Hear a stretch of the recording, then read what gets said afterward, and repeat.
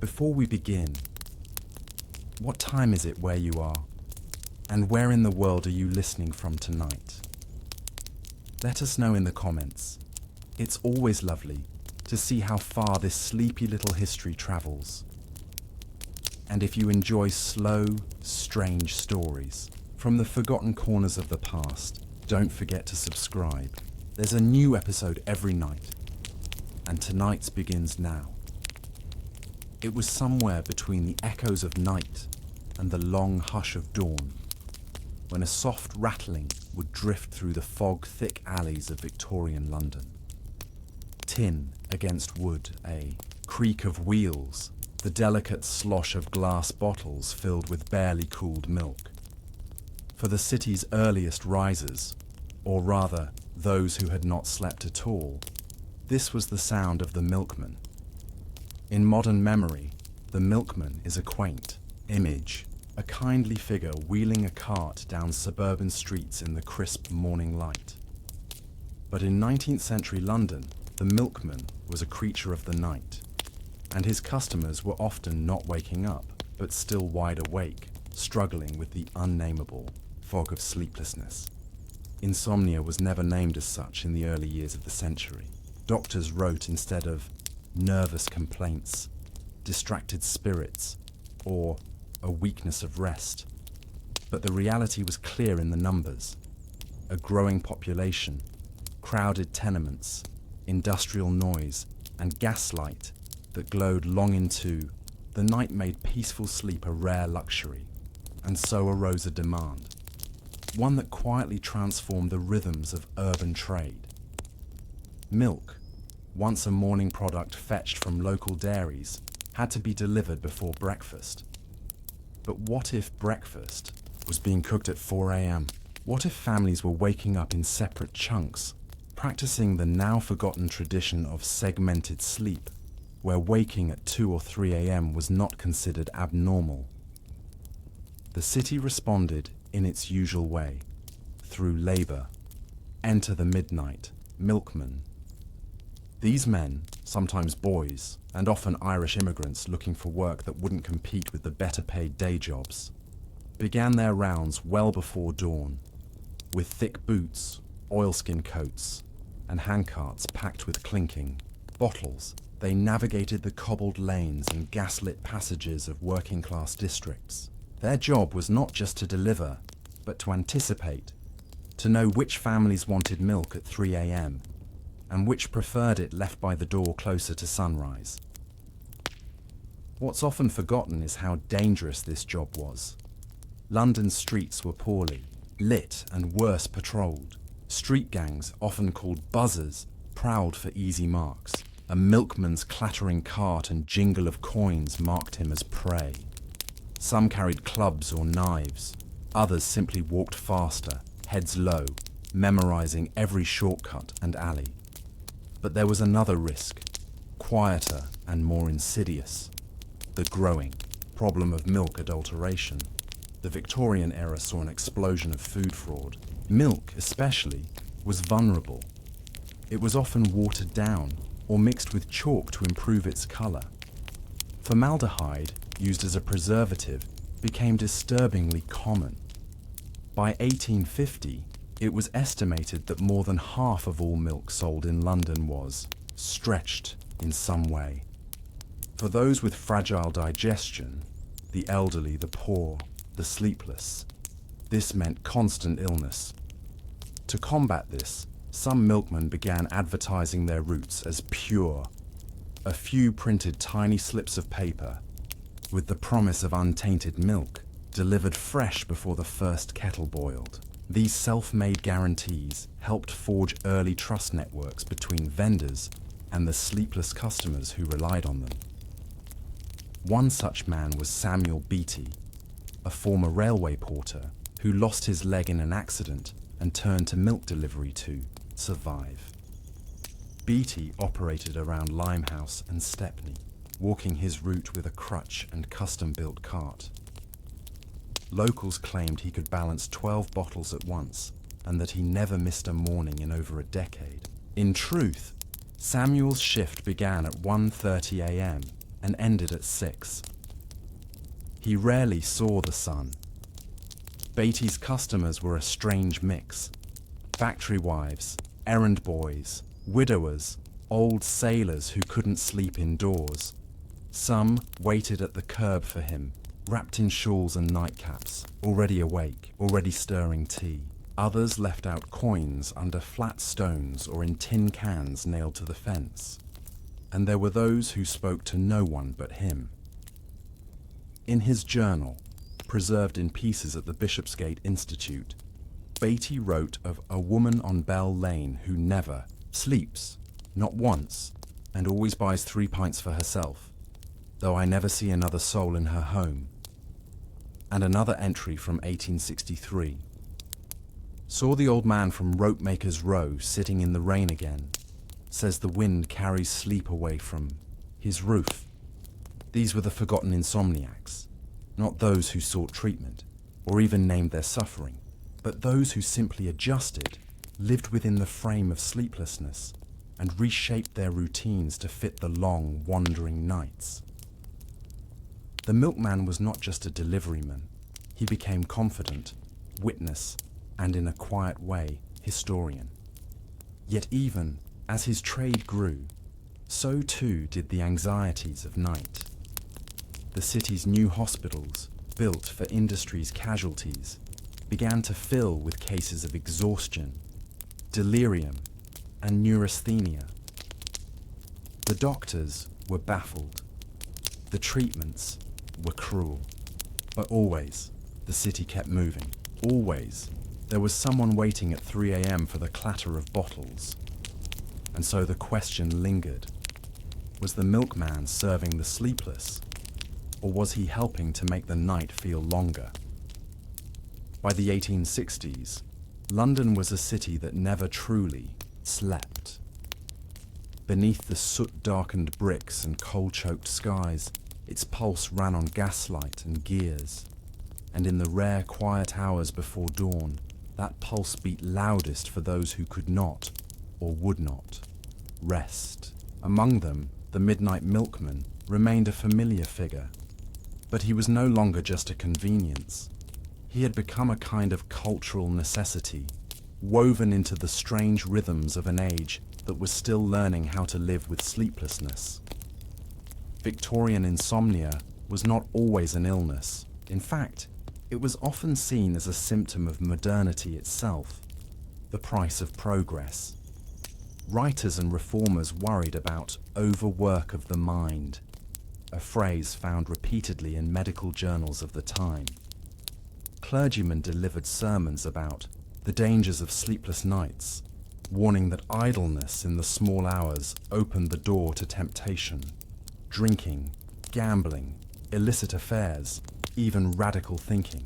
The hours between 2 and 5 a.m. were not simply quiet, they were suspect. But for the sleepless, those hours could be productive, even necessary. Among the upper middle class, there arose a curious pattern, the double night, rather than attempting to sleep through the night in one uninterrupted block. Many households practiced what modern scholars call segmented sleep. After a few hours of rest, they would wake in the deep night, light a fire, read scripture or write letters, sip warmed milk or take a walk through their own parlour. Only after this second waking would they return to bed for what they called their morning rest. In a way, the milkman was tailor-made for this lifestyle. His appearance signalled the moment between the two sleeps, when bodies stirred and minds wandered. Milk was not just for breakfast. It was heated with nutmeg and clove for nighttime calm, or mixed with brandy as a quiet indulgence. The humble bottle, clinking against its neighbour in the dark, became part of the ritual of sleeplessness. Of course, not all who woke in the night did so with comfort. For London's poor, the dark hours were crowded, cold, and anxious. Tenements were packed with families sleeping in shifts. Street noise seeped through the cracks. Children whimpered in their sleep. Rats skittered across floorboards and climbed the iron legs of cooking stoves. Work began early and ended late, and when illness came, and it always did, sleep was no refuge. This was especially true for women. Domestic servants, the invisible machinery behind Victorian comfort, often had only a few hours of rest. Their day began before the household woke and ended long after its members had gone to bed. In between, they cleaned, cooked, soothed babies, scrubbed grates, and boiled laundry in heavy kettles. Some servants made quiet bargains with the milkman. They paid in coppers or traded leftover food from the kitchens where they worked. Others simply waited by the door, knowing he would pass, needing no words. A bottle of milk could be a small comfort, a kindness to take the edge off long, silent hours. One diary entry from 1874, belonging to a young maid named Hannah Cartwright, reads, "He came again today. I had no coin left but gave him the heel of bread and a smile. He said nothing, only touched the cap of his coat and left me the bottle." Such moments passed unnoticed by the world, but mattered to those awake while others dreamed. Even as gaslight extended the working day, it also confused the rhythms of night. Artificial lighting, once hailed as a marvel, began to reveal its darker effects. Doctors noticed a rise in sleep disturbances. Workers returning from late shifts found their bodies jittering with restlessness. Light bled through the cracks in walls and shutters, staining the darkness a pale, unholy yellow. And as the streets grew brighter, crime patterns shifted too. The classic Victorian resurrection men, body snatchers who supplied corpses to medical schools, had begun to fade by mid-century, replaced by more mundane nocturnal dangers, muggers, drunks, and con artists. The milkman, trudging through these shadows, often carried more than just bottles. Some brought lanterns, others carried iron bars tucked beneath the cart. A few, especially those with long routes, began traveling in pairs. There were even attempts at unionizing. The London Dairymen's Protective League, founded in 1881, tried to standardize wages and delivery hours, citing not just the physical strain, but the emotional toll of nighttime labor. Their pamphlets described a weariness of the spirit that afflicts the milkman after years of walking through fog, silence, and sorrow. They spoke of dreams deferred and families neglected, of wives who rose alone, children who forgot the shape of their father's face. And yet, for all their complaints, many milkmen returned night after night. Why? Perhaps it was the strange intimacy of it. The quiet connections made across thresholds in silence, beneath a sky no one else bothered to look at. Perhaps it was pride, or simply the need to keep moving, to be part of something larger than oneself, even if that something was just the city's strange, half-waking heart. One final voice stands out from this era, a physician named Dr. Edwin Brockhurst, writing in 1892, conducted a survey of his patients' sleep habits and concluded that Londoners were developing a new relationship with night, one based not in fear or rest, but in industry and resilience. He described the city as a place that hums when it should whisper, that walks when it should rest. And so we return to the milkman, the silent witness to this nocturnal transformation. He was neither doctor nor philosopher, but he was.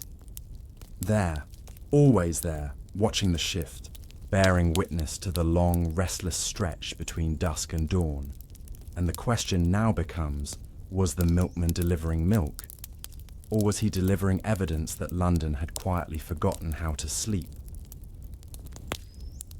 By the final decades of the 19th century, the milkman had become a permanent fixture of urban life. His figure, hunched against fog and time, shoulders damp with drizzle, boots echoing down alleyways, lingered not only on the streets but in the public imagination. He appeared in serialized stories, cheap lithographs, children's books, and even comic sketches, often rendered as a cheerful early riser. But those images rarely captured the truth, that the milkman was a product of the city's growing discomfort with rest. London had become a city haunted by its own energy. There were now whole industries working through the night. Printers, bakers, lamplighters, sanitation crews, newspaper boys, hospital staff, and of course, the milkmen. These were not the faces of insomnia as doctors described it. They were its infrastructure, the human scaffolding that held up the restless weight of progress. And yet, their work was built on paradox. The milkman, in particular, thrived on the illusion of normalcy. His service was quiet, regular, almost invisible. Households expected milk to appear by sunrise, without thinking too hard about who had delivered it or when.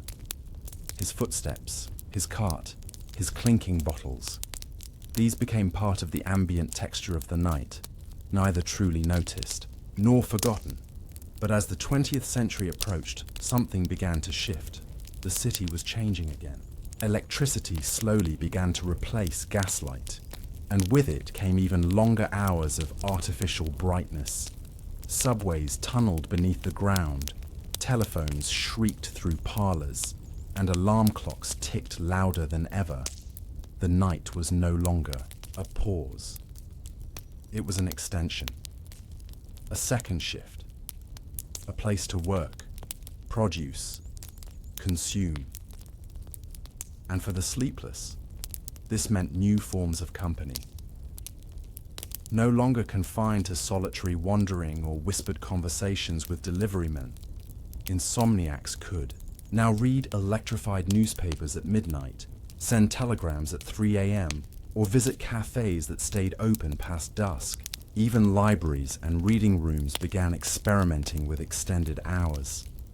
The milkman, in his own quiet way, had paved the path for this. His nightly presence had normalized activity in the hours once reserved for dreams. And more than that, he had built a kind of trust in the nocturnal economy. He proved that business could be done in the dark, that routine could be maintained across silence, that people would rise, not just early, but oddly, to meet him. But the milkman's golden hour was already beginning to fade. The rise of refrigeration and industrial dairies meant that fresh milk could now be stored longer and distributed on a larger scale. Delivery routes grew longer, more impersonal. Horse-drawn carts gave way to motorized vans, and soon after, to refrigerated trucks that rumbled through suburbs rather than slinking down alleyways. Samuel Beattie, the one-legged milkman of Limehouse, died in 1898. He was buried in a small parish grave in Stepney, and according to local records, over 70 people attended his funeral. Many of them unnamed neighbors who had once waited by their doors at 3 a.m., bottles ready. His journal ends with a final entry, dated just a week before his death. I think I will miss the fog most. It holds things, stories, faces. The dark is quieter than it used to be, but not as kind. This line lingers, because Beattie understood something that his city was beginning to forget, that sleep is not just rest, it is rhythm. And when that rhythm is broken by machines, by lights, by work that never ends, something subtle and essential is lost.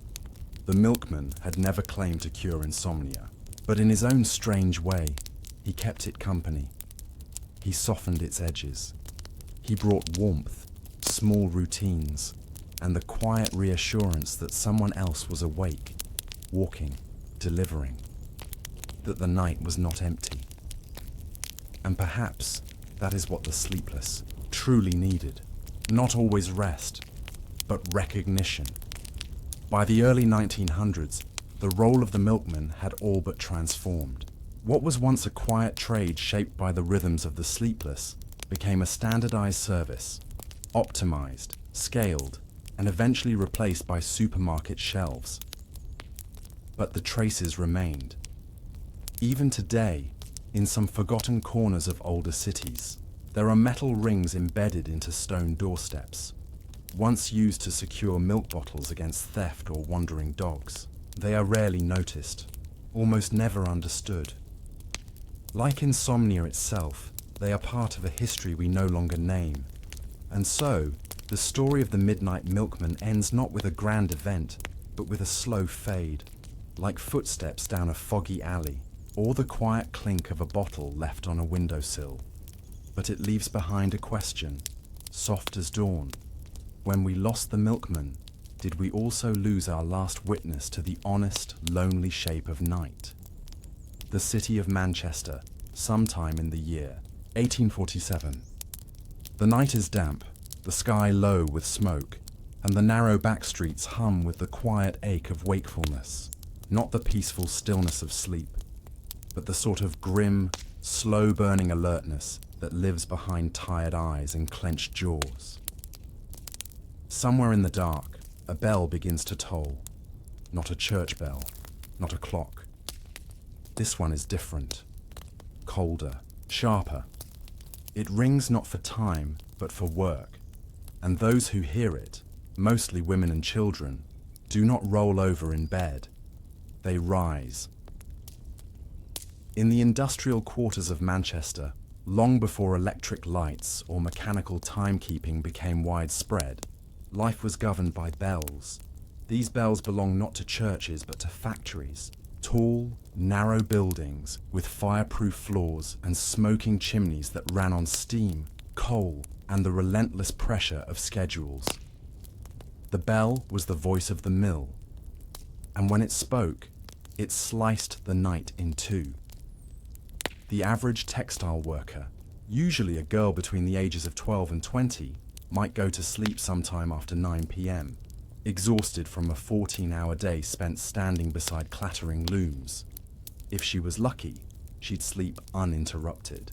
If not, the bell might ring in the early hours for a maintenance shift, or a rescheduled delivery, or in wintertime, to summon labourers before the weak sun had risen.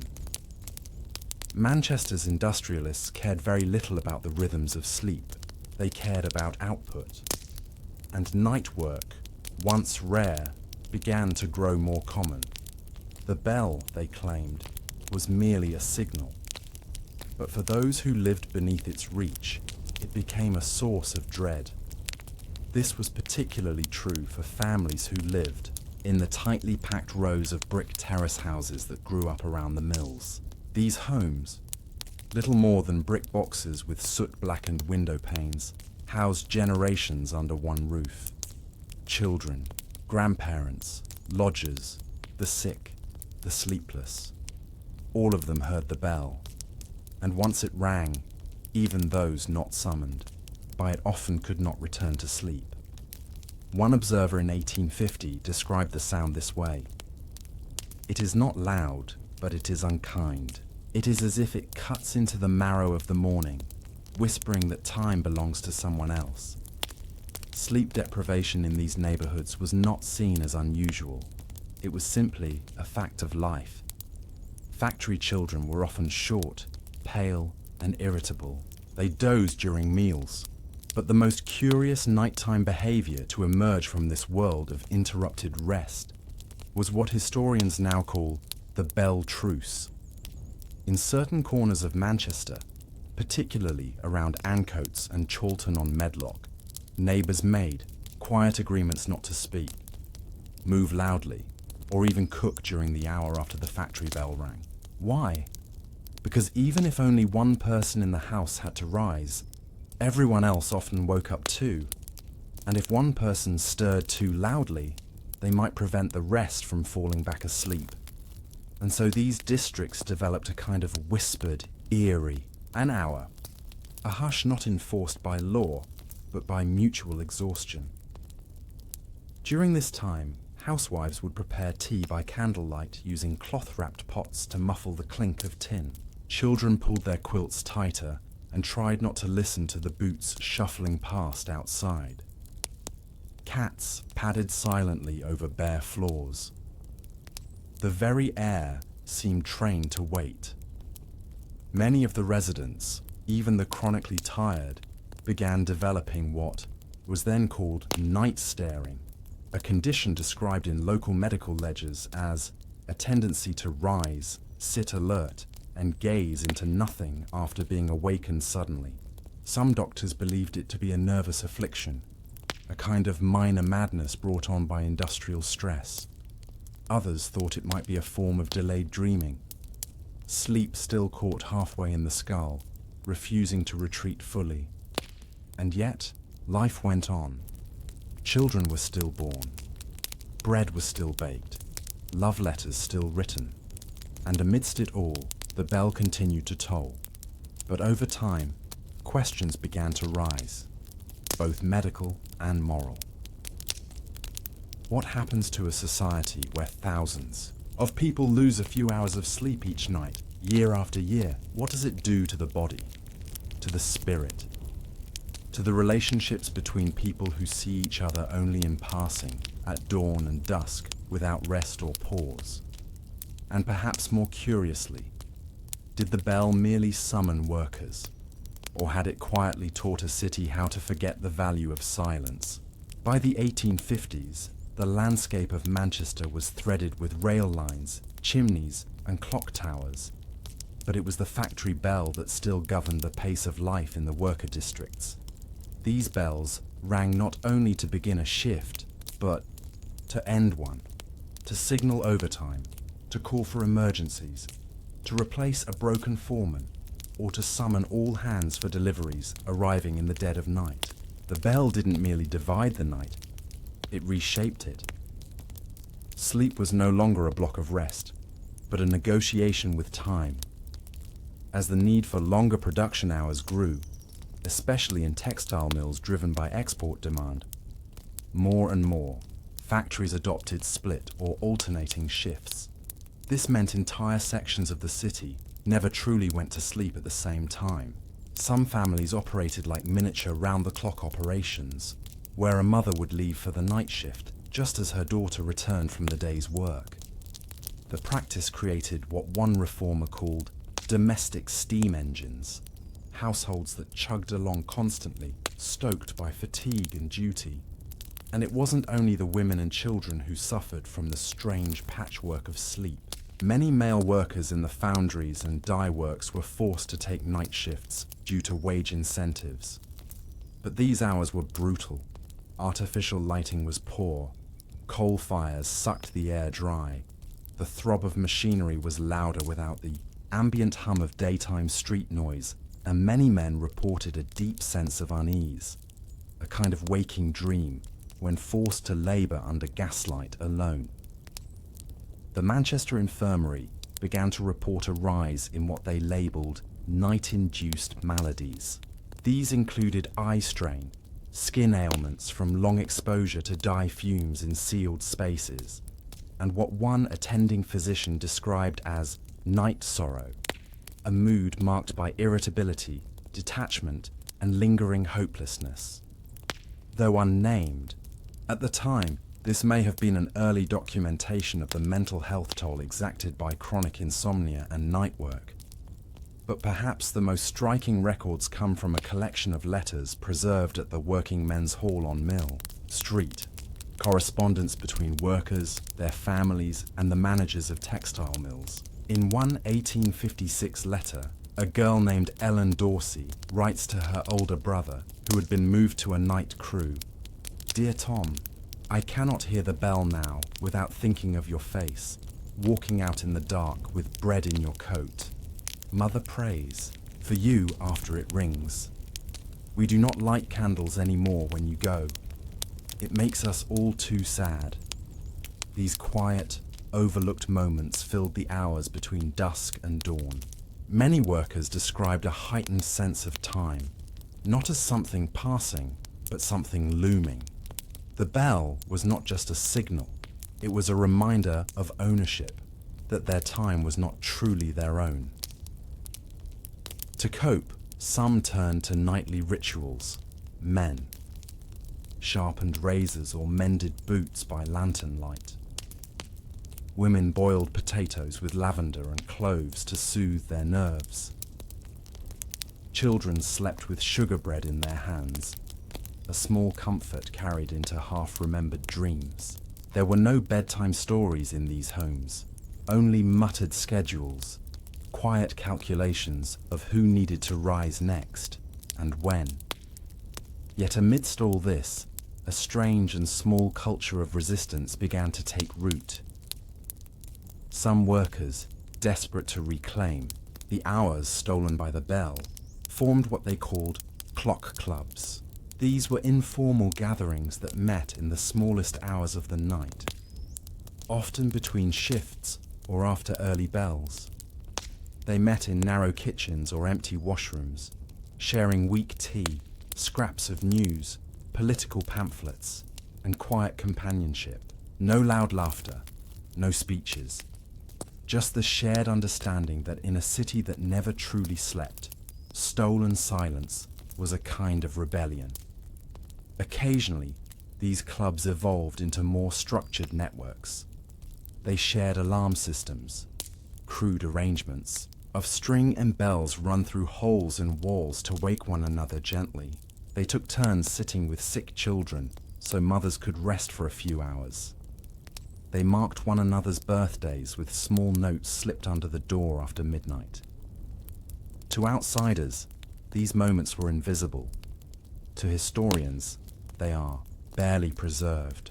But to those who lived them, they were as sacred as chapel bells. What's perhaps most telling is how these practices never made it into official accounts. Factory managers never mentioned the clock clubs. Reformers often misunderstood them as signs of laziness or superstition, and yet they flourished, a fragile web of community spun entirely in the dark, even as the bell grew louder. And so we're left to wonder, did the bell only divide the night into work and rest, or did it also carve out a quiet space for the birth of resistance? As the 19th century wore on, Manchester's skyline thickened with smokestacks and tenement roofs, but the soundscape remained much the same. Even with the gradual introduction of electricity and the ticking rise of standardized clocks, the factory bell still ruled the night. By 1880, the city had become a machine of its own, pulsing, grinding, inhaling coal, exhaling steam. And yet it remained curiously reliant on human bodies that were never allowed to fully rest. The bell rang not only to summon, but to suppress. It quieted the impulse for stillness. It denied mourning, illness, romance, even grief. Many factory workers reported missing the deaths of their loved ones because they had been called to work at odd hours.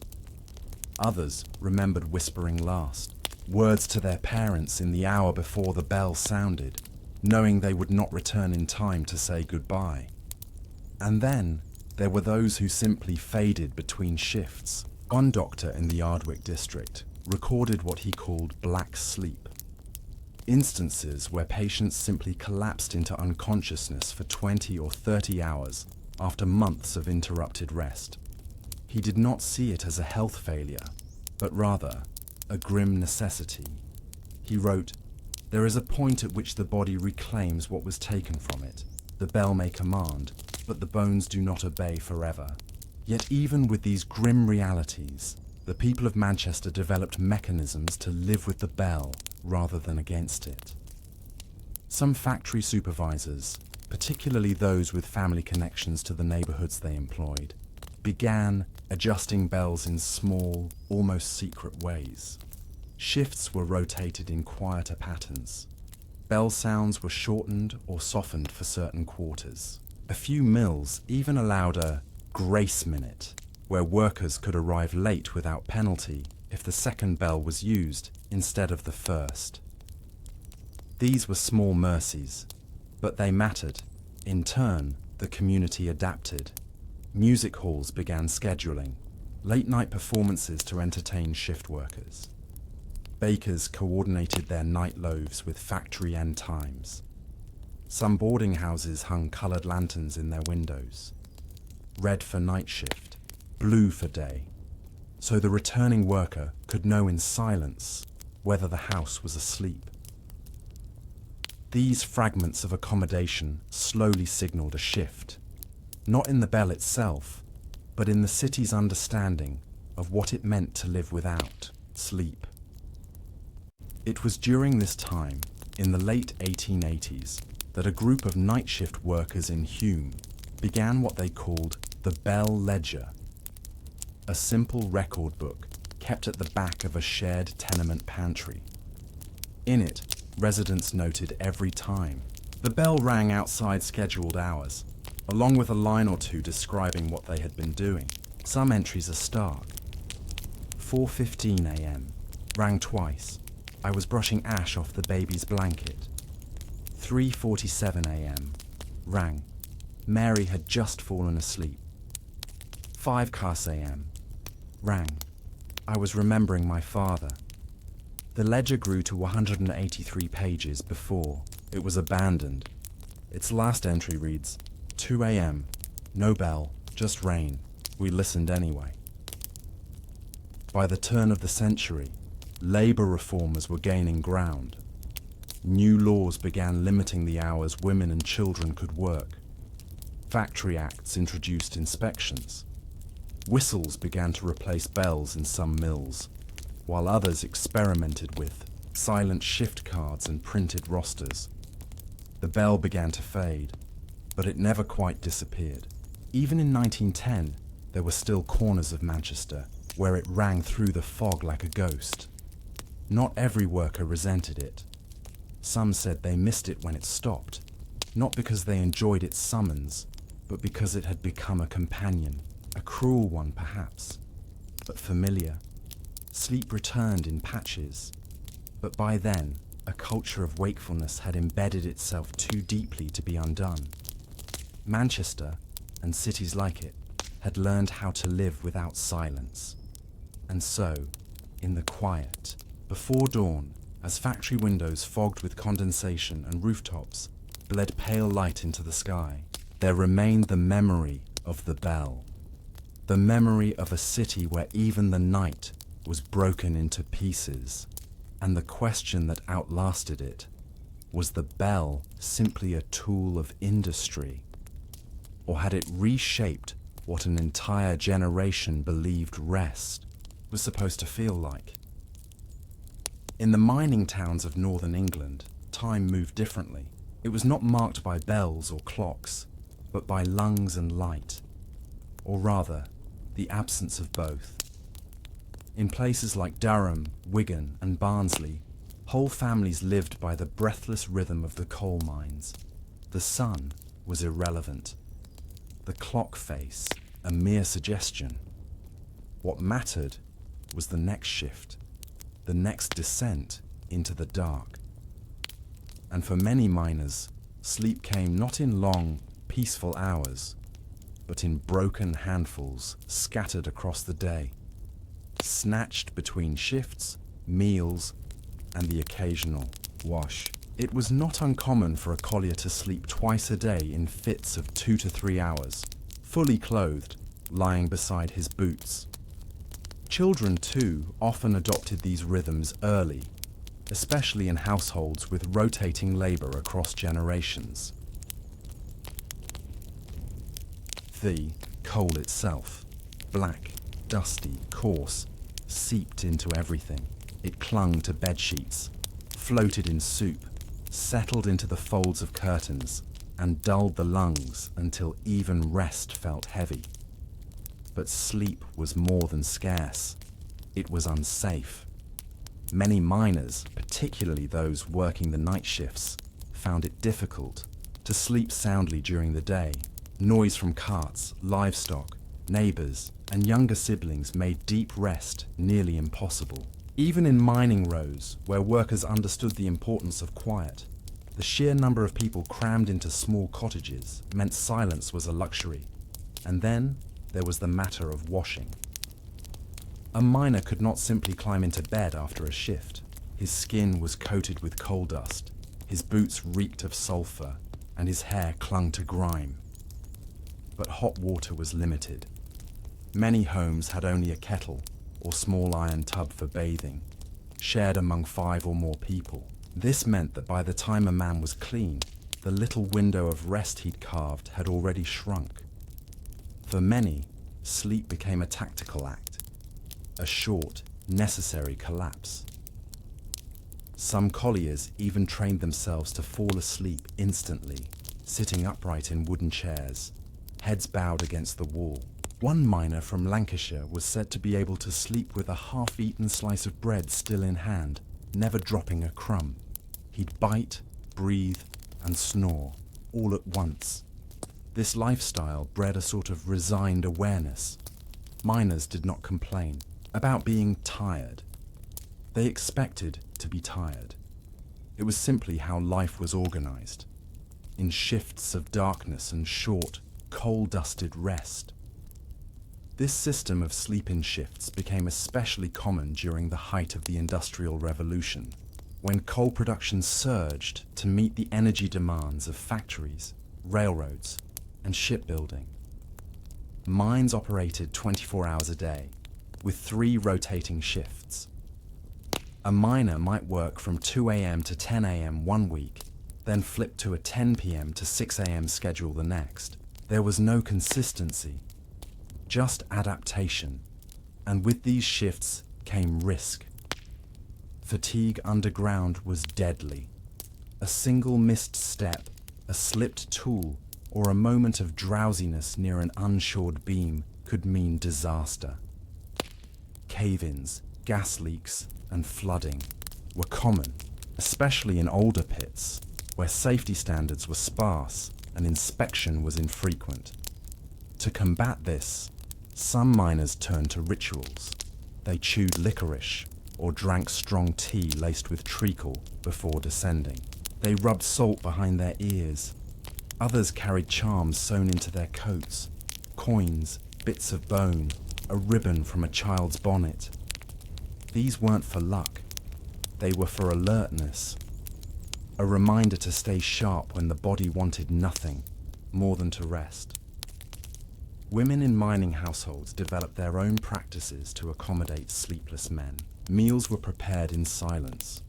Curtains were pinned with extra cloth to block out sunlight. Children were trained not to speak above a whisper if Da was sleeping. Some wives even kept a dedicated quiet room, not truly a room, but a corner, shielded with fabric and straw-filled pillows, where a miner could doze for 20 minutes before supper. These weren't ideal conditions, but they were better than nothing. In one preserved letter from 1864, a miner's daughter wrote, "He sleeps like a fox, half wake, half watching. Once, I breathed too loud, and he was up thinking the pit horn had blown." The horn, of course, was the mine's alarm, used to signal fire, flood, or collapse. And even in sleep, miners were listening for it. This was the strange paradox of their rest. It was never full, never deep. Even when the body lay down, the mind remained alert, trained to hear danger, to remember the sequence of tunnels, to know the weight of silence when something was wrong. Their dreams, when remembered at all, were usually of the mine. Dark corridors, falling stones, the click of picks, and the drip of unseen water. And so we must ask, were the miners truly asleep between shifts, or were they only hiding from the dark a little longer? In the mines, the air was a creature of its own, heavy, slow, slightly wet. It smelled of oil, stone, and something else, something metallic and unseen. Fire damp, they called it. Methane, invisible, odorless and deadly. It was the terror that turned sleep into something tentative and fragile. Even above ground, miners carried this fear home with them, not consciously perhaps, but folded into the texture of their sleep. They did not lie in their beds as other men did. They lay with the mine. Its noise echoed in their ears long after their shifts had ended. The clatter of coal against shovel, the distant creak of pit props under pressure, the way a tunnel listened to itself. This made deep rest nearly impossible. For many colliers, sleep came in layers. A light nap after tea, a second collapse just before shift, a longer, heavier sleep only on Sundays, and even that was often interrupted by chapel bells or neighbours. In places like the Rhondda Valley or the South Yorkshire coalfield, entire communities adjusted to this rhythm. It wasn't just individual, miners losing sleep. It was whole streets and rows of houses. Wash lines hung heavy with black-streaked linens. Children played softly between work hours. Mothers whispered lullabies in voices roughened by years of coal soot. And everywhere, the understanding. Sleep was sacred, but sleep was scarce. It was during this time that certain communities began using coded cloths. A red rag hung in a window meant, shh, a sleeper is inside. A white cloth meant the man of the house was working days. No cloth meant he was between shifts, or worse, unemployed. This quiet signaling system allowed neighbors to adjust their noise, their steps, their speech. It was a strange kind of courtesy, an acknowledgement that in a village where no one really rested, even an hour of sleep was worth protecting. Doctors, of course, began to worry. By the 1870s, mining villages had some of the highest rates of sleep-related ailments in the country. Men complained of chronic fatigue, headaches, blurred vision, and chest tightness. Many suffered from what was called miner's droop, a condition where the head constantly tilted forward, even when standing, due to exhaustion and back strain. But what concerned physicians most were the night terrors. Miners would wake suddenly, shouting or gasping, convinced they were back underground. Some saw roof collapses in their dreams. Others heard phantom pickaxes. Many experienced dream suffocation, the sense of choking while asleep, unrelated to physical illness. Doctors thought it might be anxiety. But the miners had another explanation. The mine never truly let them go. Still, work continued. In some towns, like Ashington and Easington, mining companies began experimenting with sleep quarters near the pithead, crude dormitories where men could nap between shifts without returning home. These were often cold, dimly lit, and poorly ventilated, but they served a purpose. Miners could rest in 3-hour blocks, and in doing so, sometimes achieved what their wives and mothers called a quiet sleep, one without fear of waking, the children or missing the next horn. Even so, these rooms became infamous. Men said they had strange dreams there, dreams of tunnels where they could not find the surface, or coal that turned to ash in their hands. A few began calling them the bunkers of broken rest. Despite all this, families tried to make do. Mothers learned to bake without clanging pans. Sisters braided hair in silence. Children learned to play games using only fingers and whispers, elaborate versions of quiet counting. What may be most astonishing is that none of this was recorded in official mining reports. These adaptations, these small acts of care and survival, lived only in memory or in the faint, slanted handwriting found in family Bibles and recipe books. In one such notebook from 1888, kept by a miner's wife in Shropshire, a recipe for barley cakes is interrupted halfway through by a note in the margin. Wake him gently. He always dreams of falling. The words are not medical nor dramatic, but they tell us everything.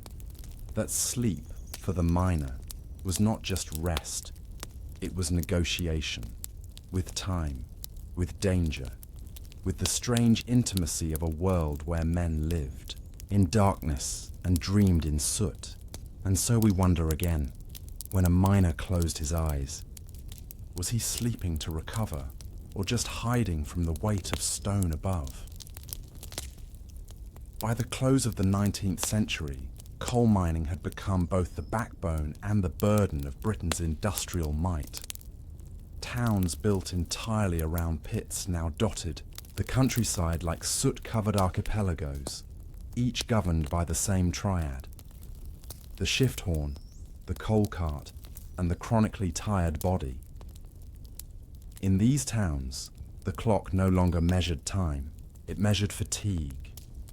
And yet, miners adapted, not out of optimism, but out of necessity. They created a culture of partial rest, a philosophy of sleep that was functional, frugal, and constantly interrupted. Entire lifetimes were lived in fragments, waking to eat, sleeping to forget, waking again. In the Welsh town of Blaenavon, where the big pit ran 3 shifts a day, the average miner reportedly slept no more than 5 hours in any 24. But what makes this statistic more grim is that those 5 hours were rarely consecutive. Men slept in slivers, an hour here, 2 there, sometimes while sitting upright with their boots still on, and the dreams they carried were rarely kind. In one collection of oral histories recorded in the 1930s by the Mass Observation Project, an elderly miner recalled, "I dreamed always of climbing ladders that broke or of carts with no bottom. One time I dreamed the roof fell and I woke with a bruise on my arm. Nothing had touched me. The mine haunted them in both body and mind. This effect was not just personal, it was social. Sleep deprivation reshaped relationships. Husbands and wives often saw each other only in half-lit moments, passing between meals and shifts with barely a sentence exchanged. Children grew up knowing their fathers as quiet shapes under blankets.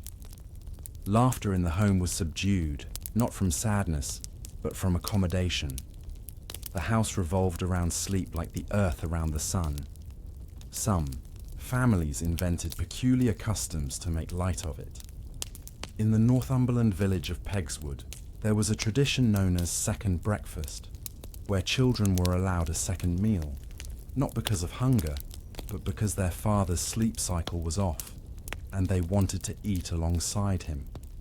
It became a way to reclaim time, together, even when it wasn't convenient or logical. But these small traditions could not offset the toll. Miners' hearts gave out earlier, their eyes dulled sooner.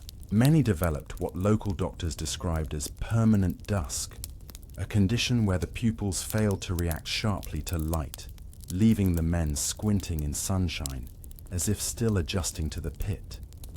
Even retirement offered no peace. Old.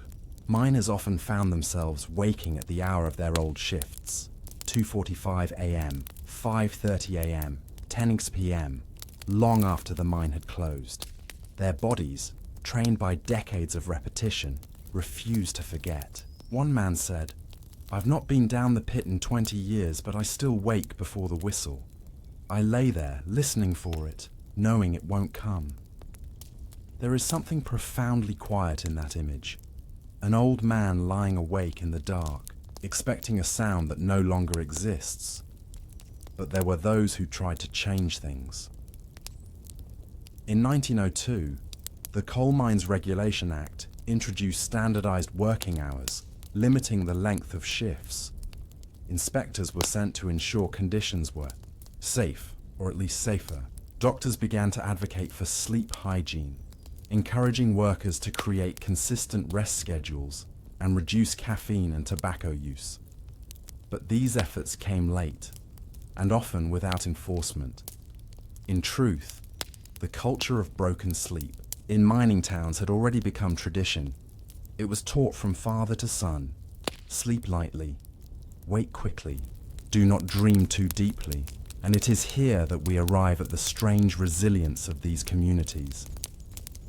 For despite the hardship, they endured. They built choirs, chapels, brass bands. They wrote poetry. Their daughters became nurses and teachers. Their sons, some of them, escaped the pit. And yet, in every family, there remain stories of coal-black sleep, of yawns that started before the shift horn and never truly finished. In one interview, a miner's granddaughter remembers, he'd fall asleep mid-sentence sometimes, not from old age, from memory, as if even his stories were tired. And maybe they were. Maybe the stories, like the men who lived them, needed rest too. Because in the end, sleep in the coal towns was never about dreams. It was about survival, about making it to the next shift, the next breath, the next pocket of clean air underground. And perhaps that's the most haunting thought of all. In a place where darkness was work and sleep was never full, was waking up every day the bravest act they performed. In the Victorian imagination, the apothecary was many things: a healer, a merchant, a chemist, a secret keeper. By day, his shop might serve as a place of measured consultations, careful blends of powders and pastes, and the faint clink of glass bottles against brass counters. But by night, especially in the city's quieter hours, the apothecary became something else entirely: a last refuge for the sleepless. In the gaslit gloom of London, Bath and York, insomniacs often walked long blocks past shuttered storefronts and quiet parlours to reach the one doorway where a light might still flicker, a signal that someone inside had both the knowledge and the license to sell relief. And what they sought was simple: something to make the hours pass, something to close the eyes, hush the mind, and still the aching clock that ticked louder in darkness. The most common answer was laudanum, a bitter tincture made from opium and alcohol. Laudanum was sold in glass vials with cork tops and paper. Labels, sometimes handwritten, sometimes stamped with the name of a respected compounder. It was cheap, legal, and potent. For those unable to sleep, from grief, overwork, hunger, illness, or despair, it became a nightly companion. Mothers took it to silence grief. Men took it for nervous exhaustion. Artists took it for inspiration, only to find themselves lulled into thick, forgetful slumber. The apothecaries did not always ask questions. Indeed, many shops quietly opened their back doors after hours, knowing that desperate knocks would come. Not all were legal sales. Some were exchanges made in hushed voices. A bottle slipped across the counter, a coin left behind, a brief nod, and the door shut once more. But this trade was not limited to laudanum. Victorian insomnia bred a whole cabinet of nighttime remedies. There were valerian drops, said to calm the pulse, syrups of poppy and camphor, powders of dried lettuce, which some believed induced calm, herbal opiates that were neither herbal nor mild. Even heated milk with sugar and nutmeg was bottled and sold by the pint in some apothecaries. A placebo, perhaps, but sometimes enough. One shop in Birmingham became known for its silent hour, held between 1 and 2 a.m., when the apothecary would admit regular customers who could not sleep. No one spoke. They came in, took their medicine, and left again, like a secular chapel of sleep. Records from the Royal Pharmaceutical Society show that in 1879 alone, over 90,000 prescriptions labelled somniferous, were filled across England. While not all were for laudanum, the majority contained some form of opiate. There were very few controls. Anyone could walk in and ask for something for sleep, and so long as they had the coin, they'd receive it. And yet, these substances were not always treated as dangerous. In fact, many were recommended by doctors, midwives, and clergy alike. Sleep, after all, was considered the gateway to health. To deny a suffering person sleep was to invite madness, moral decay, or even death. For the poor, the options were fewer.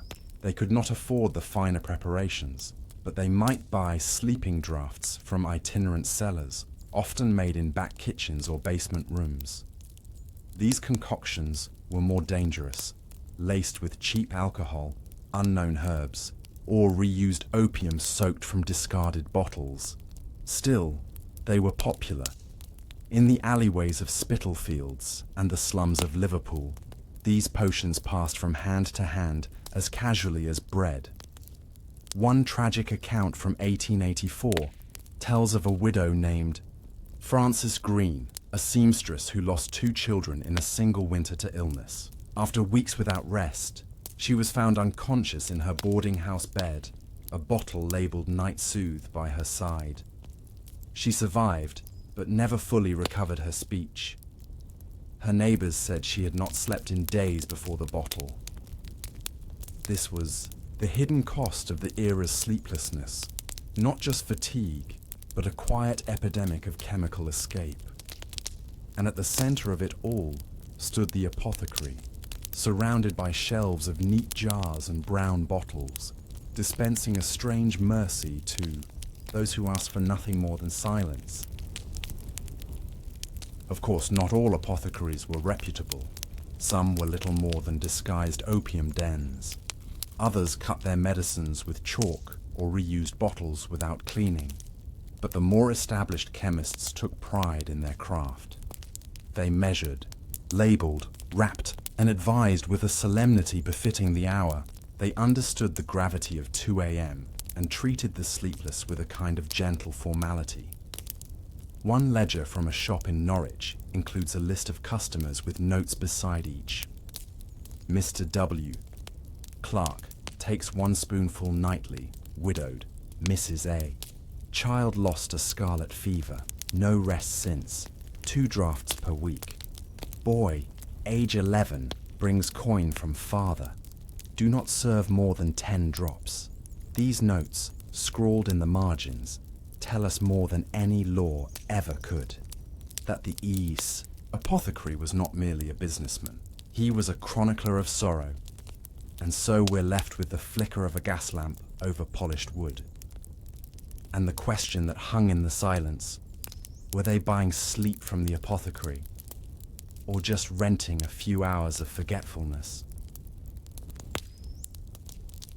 Inside, the late-night apothecary, time moved differently. The usual clatter of the day, bells above the door, voices asking after tooth powders or rheumatism ointments, was gone, replaced by a hushed exchange of glass and breath. The shop took on a new character after dusk, less a place of trade, more a kind of ritual. Many Victorian apothecaries were small, narrow rooms with dark counters, shelves of hand-labelled jars, and a weighing scale set beside a candle or gas lamp. Behind the counter, rows of wooden drawers were labelled in Latin, pulv, ipecac, rad, gentian, tinct, hyoscyamus. Some drawers held harmless herbs. Others held potent narcotics in powdered or liquid form. In this world of tinctures and tonics, one thing was sacred: dosage. The line between relief and ruin was razor thin. A few drops of laudanum might bring calm. A spoonful more, and the body's breathing slowed. Several spoonfuls, as happened more often than anyone liked to admit, and the sleeper never woke. Victorian society had little formal understanding of addiction, though it saw its effects. Those who returned nightly to the apothecary were said to be attached to the bottle. Some called them laudanum lovers. Others simply said they had a weakness for sleep. But the chemists knew better. They saw the same hands trembling, the same glass vials refilled twice a week, then once a day, then more. They noticed the way customers stopped asking for help and started demanding it. Still, they rarely refused a sale. To do so would invite confrontation, or worse, abandonment. The chemist might be the only person in a patient's life who remembered their name, knew their affliction, understood the rituals of their nights. To turn them away would feel like cruelty. This created a strange intimacy. Some chemists began keeping private records, not for medical reasons, but to preserve the memory of those who passed silently through their doors. One such notebook, from a Yorkshire chemist named Owen Ridley, offers quiet glimpses of lives carved by insomnia. April 3rd, Miss H returned. Her sister, gone now, no longer speaks, took her usual 15 drops. April 15th, Mr. Bowes attempted to quit, asked for valerian instead, pale, agitated. Mate Hang, boy with mother's coin again, said she can't bear the sound of her own clock. It's difficult to read these notes without feeling that the apothecary served less as a pharmacist and more as a chronicler of suffering. The sleep he sold was not restful, it was an escape. A detour around grief, poverty, memories, and shame. Of course, not all remedies were chemical. There was a parallel tradition of herbalists and folk healers, particularly among rural communities and in immigrant quarters of cities, who offered sleep solutions based on ancient recipes, infusions of hops, lavender, skullcap, or lemon balm, compresses soaked in vinegar and chamomile, cloth pouches of dried poppy sewn into pillows. Some worked, most didn't. But for many, the ritual itself brought comfort. One Irish healer in Whitechapel, known only as Mother Daly, claimed her sleep sachets were blessed by prayers and quiet song. She did not promise rest, only that the darkness would feel less lonely. These practices rarely appeared in official records, but they left behind signs, pressed flowers in recipe books, margins of prayer cards smudged with powdered bark, children's handkerchiefs stitched with sleeping herbs. Meanwhile, mainstream medicine tried to keep pace. By the 1880s, the British Pharmacopoeia began revising its recommendations, introducing warnings about overuse of opiates and alcohol-based sedatives. But the warnings came with no enforcement. Chemists still sold laudanum in nearly every district. Doctors still prescribed chloral hydrate for nervous conditions, often without follow-up. And the sleepless still came. By the hundreds, by the thousands. From factory workers to widows, poets to prostitutes, they walked through fog and soot and gaslight in search of a little stillness. A few hours without memory. A few hours where the ticking of the clock would not feel like judgment. In one final note, from Ridley's journal he writes, "The night is long. Some do not wish to sleep it through, only to be spared the middle." It's a chilling phrase, and a revealing one. For what it tells us is that Victorian sleeplessness was not always about not being able to sleep. Sometimes it was about not wanting to be awake in the wrong part of the night. The hours when the house is quiet, but the mind is loud, when candles gutter, when the soul begins to whisper things best left unsaid. And so, the apothecary remained open, not just to treat the body, but to shield it from its own wakefulness, which leaves us wondering, did the apothecaries heal the sleepless, or simply provide them a gentler way to vanish into the dark? By the turn of the 20th century, the apothecary's shelf had changed, in appearance but not in purpose. The bottles were more uniform, the labels neater, some embossed with official warnings in raised lettering. Poison, use with care, for rest only. But the essence of the place remained. It was still the silent sanctuary for the sleepless, and the sleepless still came.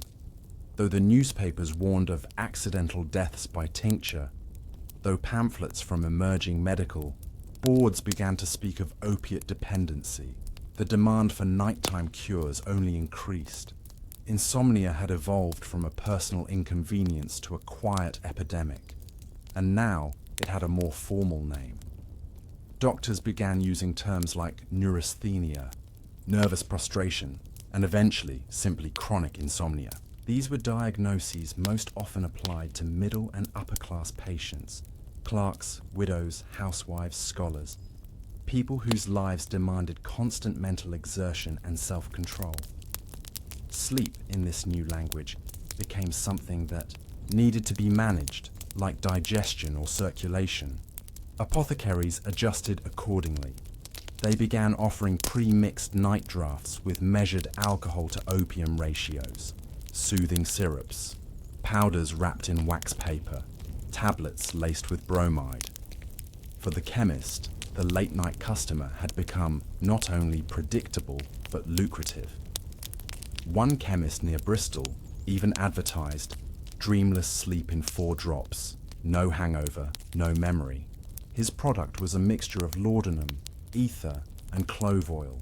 It worked, and it sold. But the line between relief and addiction had begun to blur beyond recognition. There were growing cases of what was called nighttime dependency. Patients who could function during the day but fell apart after dark. Some described it as a feeling of collapse. Others simply called it the hush. It was the hour when the world grew too quiet and the thoughts too loud. In these hours, apothecaries were more than vendors. They were confessors. And for many, the act of purchasing sleep became a ritual of surrender. They'd whisper, the usual, please, or just something to help me forget. Sometimes nothing at all, just coins and the outstretched hand. But the world was changing. In 1906, the British Parliament passed the Pharmacy Act, tightening the regulation of dangerous substances. Chemists were now required to record opiate sales and ask for the name and address of each purchaser. The law was unevenly enforced. Some apothecaries, particularly in rural districts, continued as they always had. Others quietly cut off long-standing customers, replacing drafts with milder herbal alternatives. The result was predictable. Those denied legal remedies turned to other sources: illicit cellars, imported morphine, raw opium, or worse, homemade. Mixtures brewed in copper kettles or rain barrels behind slum houses. These concoctions killed more often than they soothed, and still, the sleepless kept searching. What makes this moment in history so haunting is that many of those who sought sleep were not addicts in the modern sense. They were simply exhausted, bereaved, overworked, burdened by loneliness or grief. They didn't want to float through life in a haze. They just wanted the night to pass more gently. Some found new paths. By 1910, tea shops had begun offering sleep blends, mixtures of chamomile, rose, mint, and verbena. Gentle, ineffective, but comforting. Middle-class women's magazines printed soothing routines and bedtime hygiene guides, baths, soft linens, soft music. But these were luxuries. For the working poor, the night remained what it had always been: long, cold, and unkind. and the apothecary remained the only place that understood what it meant to dread the sound of one's own heartbeat echoing in the dark. In time, even the apothecaries themselves began to change. The rise of clinical medicine, formal prescriptions, and modern pharmacies slowly pushed them aside. The chemist behind the dark wood counter, the man who knew your name, your ailment, your sorrow, became a relic of a fading age, but his legacy remains. Not in textbooks, but in small, strange places. A blue bottle in an attic drawer, a yellowed label tucked into a prayer book, a smudge on the spine of a family recipe next to the word sleep. And the memories passed down in silence of mothers who did not rest, of fathers who watched the candle until it guttered, of a world that never quite understood how many people were quietly begging the night to end. So we are left with this. The apothecary did not cure the sleepless. He did not solve the night. But for a few silver coins and a flicker of gaslight, he made the dark feel just a little less eternal. There was a time, not so long ago, when night truly meant darkness. When the sun's descent brought not just a change in temperature, but a shift in the very rhythm of life. Candles flickered for a few short hours. Hearth fires gave out. Oil lamps hissed and smoked, illuminating only small corners of a room. And then came gaslight. The first flickers arrived in London at the dawn of the 19th century. It began modestly, street lamps in Pall Mall, powered by gas distilled from coal. But by mid-century, gaslight had become the silent architect of the Victorian night. It crept down alleyways, filtered through shop windows, and settled into drawing rooms, schoolhouses, train stations, and factories. For the first time in human history, cities no longer needed to sleep. What seemed, at first, a marvel of modern engineering quickly became something else. A quiet revolution in the way people experienced time. Where once darkness signaled rest, now there was a gentle, golden glow persuading the eyes to stay open just a little longer, to read one more chapter, to mend one more tear, to finish one more line of account books. Sleep, once natural and cyclical, was now negotiable. In homes, gaslight became both symbol and source of progress. Affluent families installed elaborate chandeliers and wall sconces, often fitted with soft paper shades.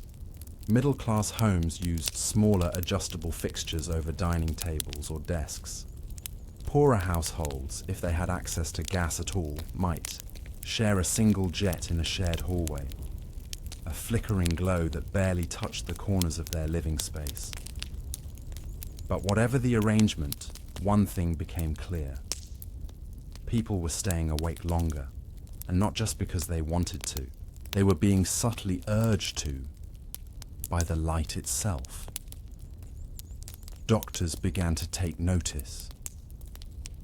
By the 1860s, physicians in London, Edinburgh, and Manchester reported increasing cases of what they called agitated night mind, a restlessness, a refusal to wind down, especially among clerks, scholars, and young women. The symptoms were vague: racing thoughts, palpitations, disturbed sleep, overactive dreams. The suspected cause? Prolonged exposure to artificial light. It seemed absurd at first. How could light, so gentle, so modern, be harmful? But the evidence was hard to ignore. Children complained of headaches. Workers developed eye strain. Women in particular were noted to suffer from stimulation of the nerves, especially when working by gaslight late into the evening, sewing, copying, or nursing sick relatives. And, while doctors could not yet speak of hormones or circadian rhythms, they intuited something accurate. The light was confusing the body. One Edinburgh physician, Dr. Alan Forbes, published a brief treatise in 1873 titled On the Misuse of Gaslight in the Domestic Sphere. In it, he warned that the eyes are deceived into a second daytime and the mind follows. He urged that all lights be lowered after 9 p.m. and that households return to the practice of twilight winding down. Few listened. Gas companies, after all, had no interest in curbing nighttime use. Their business model thrived on longer burning, hours. In fact, gaslight was often marketed not as a utility, but as an improvement to health and safety, preventing accidents, deterring crime, promoting productivity.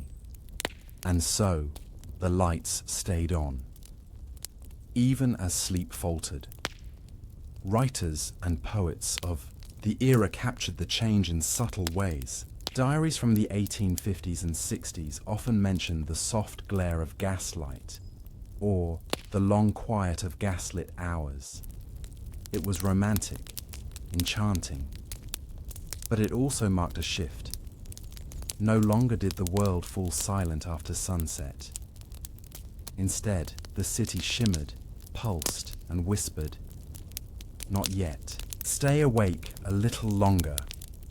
Theatres extended their programs. Bookshops experimented with late openings. Boarding schools scheduled evening recitations under gaslit ceilings.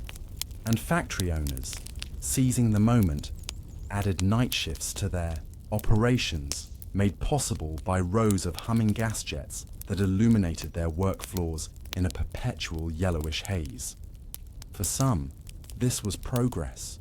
For others, it was a quiet kind of theft, a theft of silence, of rhythm, of sleep.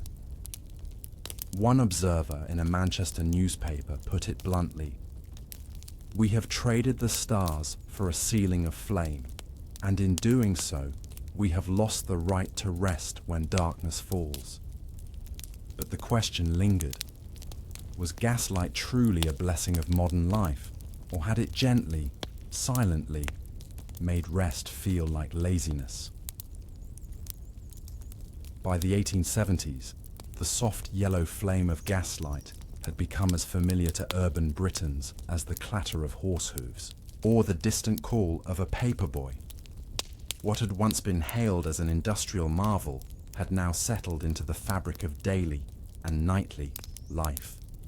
But as the light endured, so did the problems it created. People weren't sleeping like they used to, and no one could quite explain why. It wasn't that they couldn't sleep at all. They simply didn't know when to. The familiar rhythms of sun and shadow had been replaced by a soft, glowing ambiguity. Bedrooms were no longer dark after sunset. Hallways glimmered until midnight. Parlors flickered into the early morning hours. The body, once trained by darkness to retreat into rest, found itself caught in a slow, confusing tug-of-war between fatigue and a false sense of wakefulness. The result was a quiet kind of exhaustion. Doctors struggled to describe it.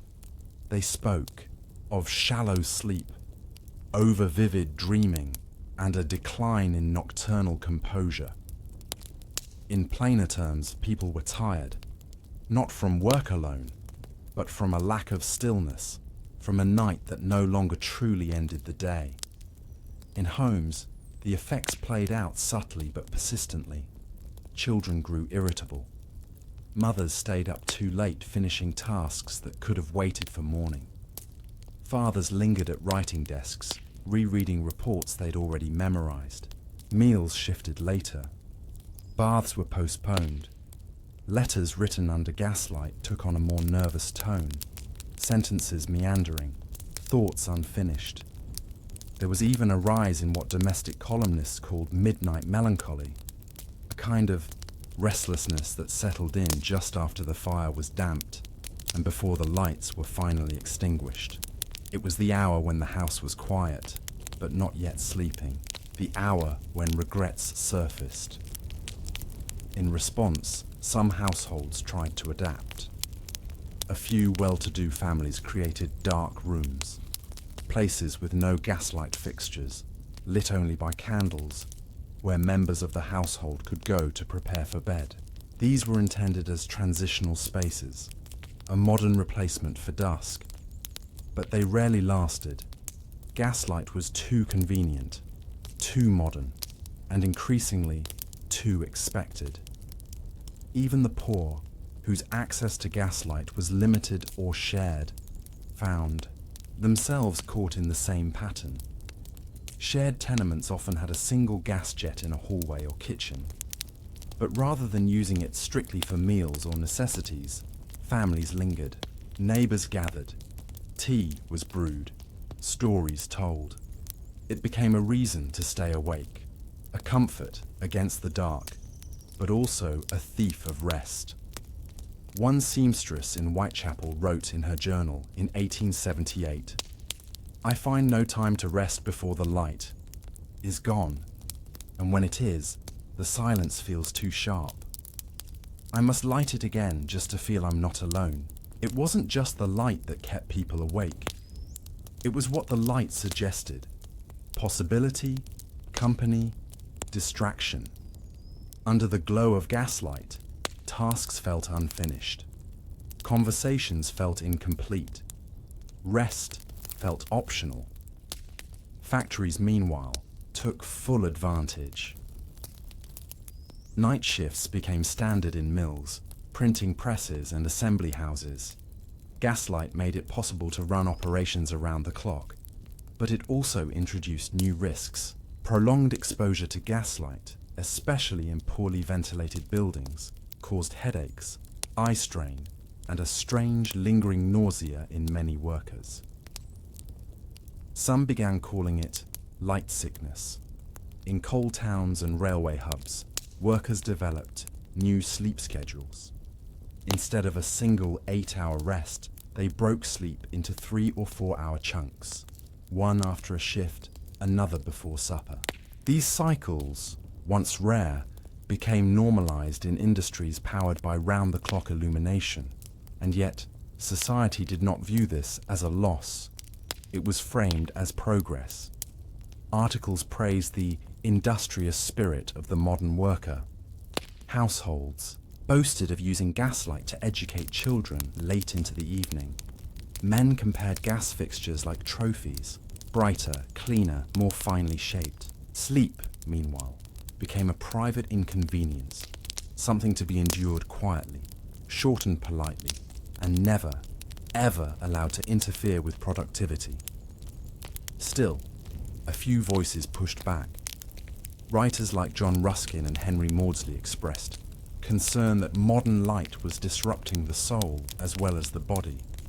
Ruskin wrote in 1882, "We have extended our days beyond nature's boundary, and in doing so, even Queen Victoria's own physicians expressed concern that her late-night writing and correspondence, done entirely by gaslight, was contributing to her fatigue and melancholy in later years." But these warnings were too quiet and too late. Gaslight had already reshaped the Victorian sense of time. The night was no longer a border. It was just another room, lit softly, inviting you to stay up just a little longer. Which leads us to the question, did gaslight really illuminate the night, or did it just help the world forget when to rest? By the end of the 19th century, the glow of gaslight had become as defining to the Victorian night as fog, chimney smoke, or the faint rattle of iron carriage wheels over cobblestone. It spilled through windows, flickered behind curtains, reflected on rain-slick streets and brass doorknobs. It transformed not only how cities looked after dark, but how they felt and how people slept. Because they didn't. Not fully. Not the way they used to. Even in the countryside, where gaslight was less common, its influence crept in through books, habits, schedules. The very idea of nighttime as a period of restoration began to fade. In its place, a new ideal emerged: productivity. people began to speak of making use of the evening. Time once reserved for dreams was now filled with lists, chores, reading, writing, planning. A mind in motion was considered admirable, a mind at rest, suspect. The change was not loud, it was cumulative. One light at a time. 1 hour later, each year. In homes, families gradually adjusted their routines. Supper, once taken at dusk, moved to 7 or 8. Children were bathed and dressed long after the sun had gone. A father might work his figures at the kitchen table until midnight. A mother might mend socks or read by gaslight, eyes watering, back stiff. Even bedrooms changed. Once meant for rest, they became flexible spaces, reading nooks, sewing corners, writing desks. Many Victorian bedrooms were lit with a single gas, jet above the mirror or beside the wardrobe, carefully adjusted each night. It cast a gentle yellowish light that seemed peaceful, but it was still light. Still interference. The body never truly surrendered to it. Sleep came later, it came thinner, and for many, it never came properly again. By 1890, physicians had identified what they called gaslight insomnia, a condition marked by shallow sleep, dry eyes, low appetite, and mental irritability. Though poorly understood, it was increasingly observed among clerks, schoolmasters, tailors, and women who kept late hours caring for the sick or managing large households. They were not unwell in the old sense. They were simply worn thin, perpetually alert, never quite able to let go of the day. Worse still, gas itself was not always safe. Leaks were common. So were headaches, nausea, and in rare cases, poisoning. In enclosed bedrooms with poorly vented jets, the air grew dry and stale. Some doctors recommended sleeping with windows cracked open. Others urged a return to candles, at least in sleeping quarters. A few households experimented with light fasting, the practice of turning off all lamps by a certain hour and sitting in dim silence before bed. It mimicked the old rhythms of pre-gaslight life, but it was hard to maintain. The pull of the soft yellow glow was strong. It promised calm, comfort, company.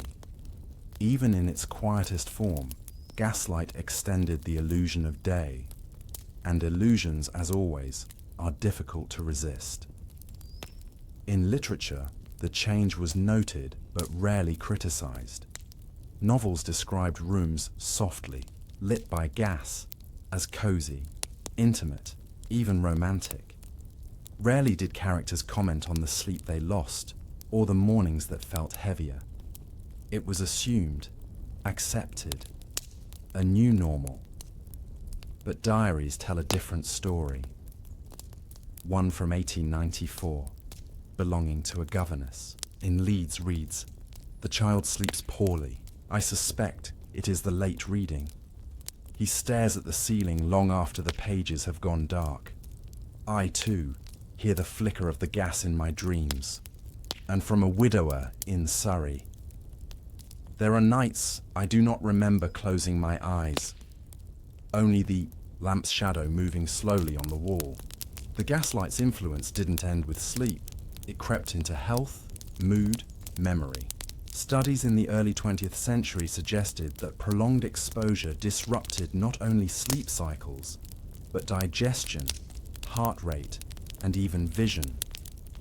Night, once a protective blanket, had become a long, pale hallway, easy to enter, hard to escape. Electric. Light was already rising in the cities by the century's close.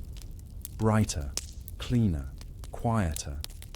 But gaslight lingered in poor districts, rural homes, and minds that had already adjusted to its rhythm. And for those who lived through the change, who remembered candlelight and oil lamps, the new night felt longer, Not in hours, but in presence. It pressed on the senses. It hovered behind the eyes. It made the mind stay, and perhaps that's what gaslight truly did. Not just extend the day, but slowly erode the idea that the night belonged to the body, to the dreamer, to the sleeper. So when the world finally went to bed, it did so 1 hour too late. One thought too many. One light still glowing in the corner. And we must ask, was the world brighter under gaslight? Or simply too illuminated to fall asleep? There was a time, not so far gone, when the dead of night was not silent. It was filled with footsteps, soft taps, the occasional rattle of a staff, and always, always, the steady pacing of a man in a long coat, his eyes trained on the shadows, his ears listening for what shouldn't be there. This was the watchman, the guardian of Victorian, rest. In an age before police patrols were fully organised and before gaslight reached every corner of the street, towns and cities relied on a patchwork of night watchmen, private guardians, and a peculiar profession known as the knocker-up. These men, and sometimes women, were the human alarm clocks of the industrial world, the last line of quiet defense between the sleepless and the dangers of the night.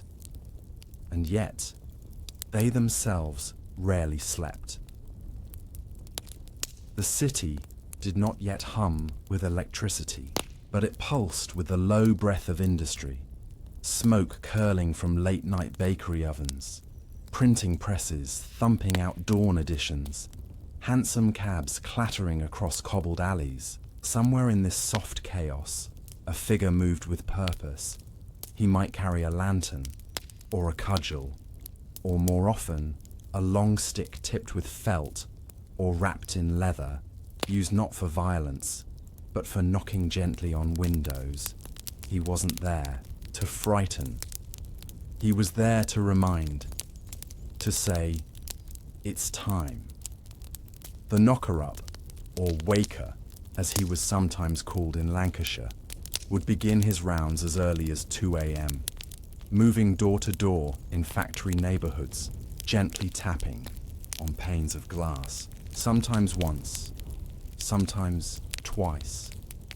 Never loud, just enough to stir the family within, to begin the ritual of washing, dressing, boiling tea, and heading off into the smog to start another shift. But not all households rose the same way. The wealthier, families had servants to wake them. Some households used alarm clocks, though these were expensive and unreliable. For the rest, the washerwomen, the match girls, the cotton spinners, the coal porters, it was the knock that started their day.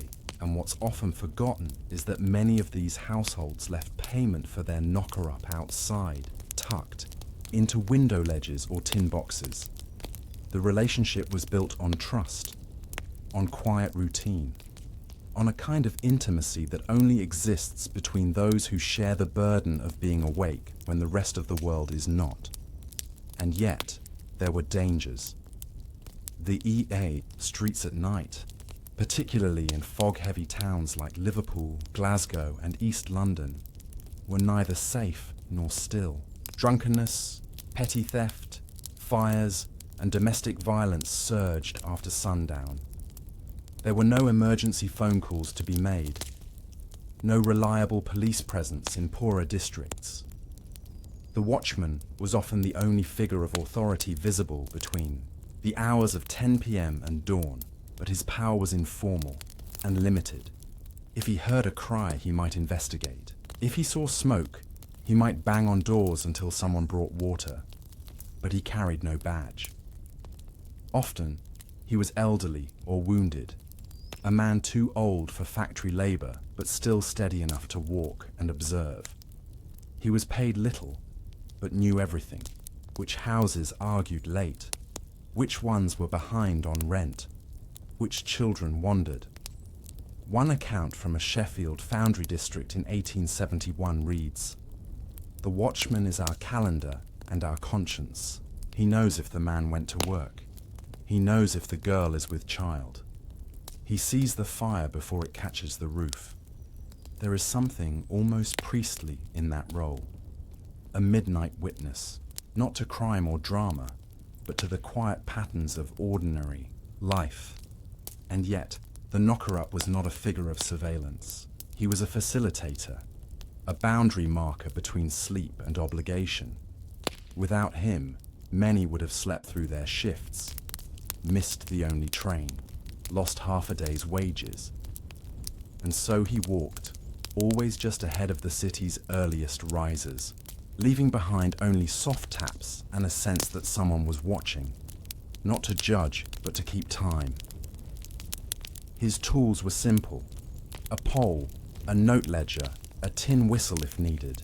Some used hollow bamboo to blow dried peas against glass, a sharp clicking sound that wouldn't shatter the pane, but could reach even a second-floor window. In one neighborhood of Oldham, knockers-up developed complex schedules. Families would leave chalk marks on doors to indicate which shifts they were on, and the watcher would adjust accordingly. But what they could not adjust was the fog. Victorian nights were often thick with it, a yellow-brown stew of coal smoke, sea air, and factory dust. Visibility dropped to a few feet. Horses stumbled, lanterns glowed uselessly, and still the watchman moved forward, slowly, tapping windows, in patterns only they understood. In these conditions, they were not just waking people. They were holding the shape of the morning in place, anchoring the idea that the day could still begin, even if the sky was pitch.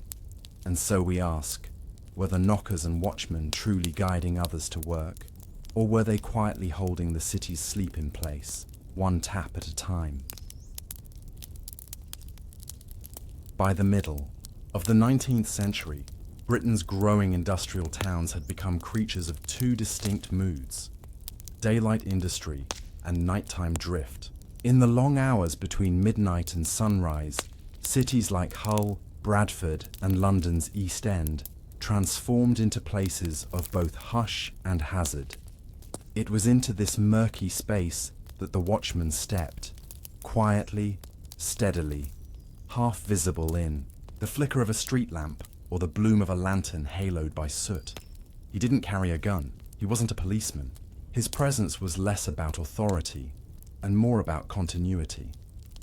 A reminder that someone was awake, that someone was watching while the city slept, and more importantly, that someone was measuring time in a world where clocks were still rare and sunrise could be hidden behind fog for hours.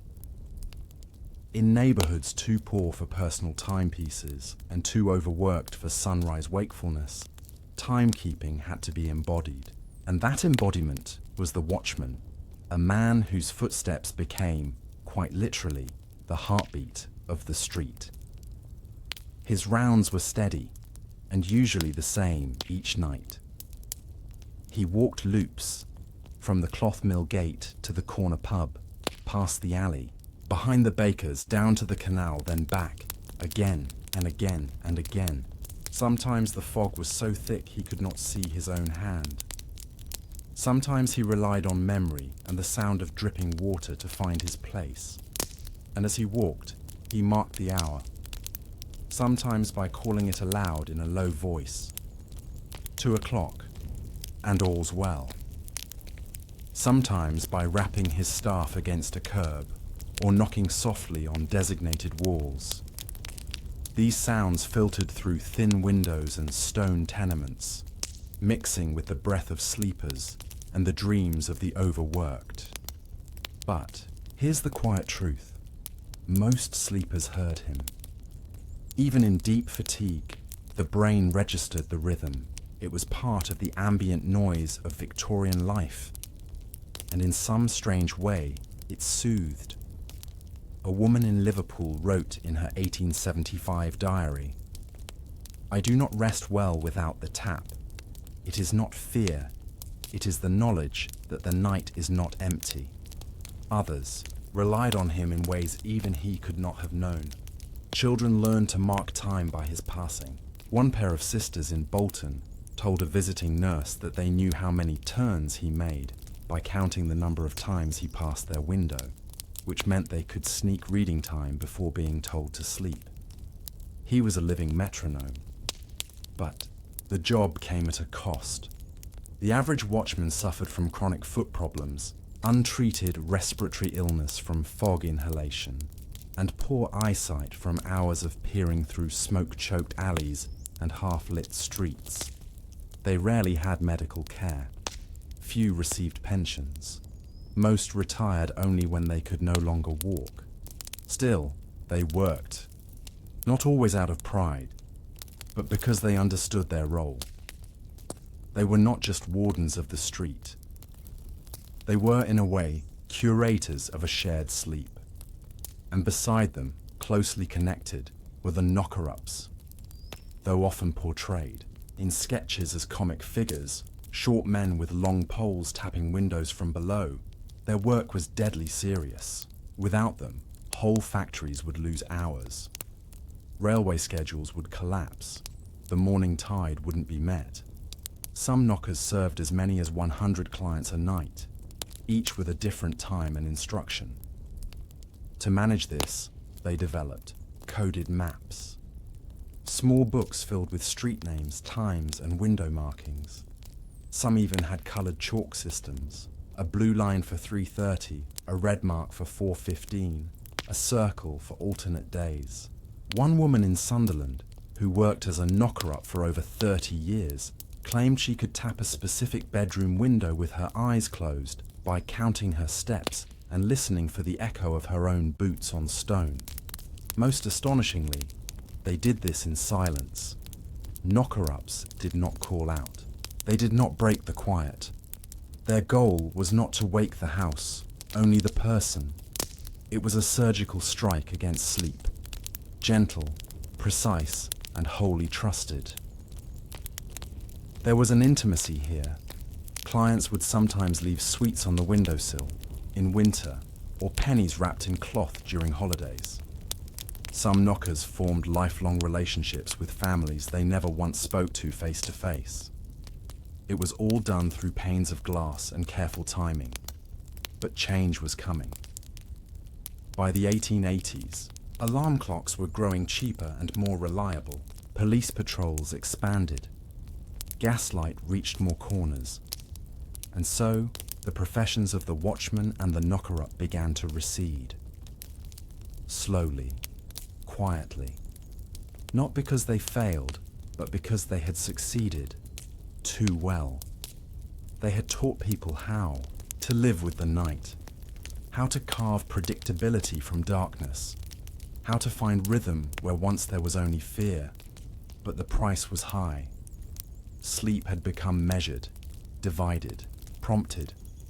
The natural cycle of waking and resting was now broken into.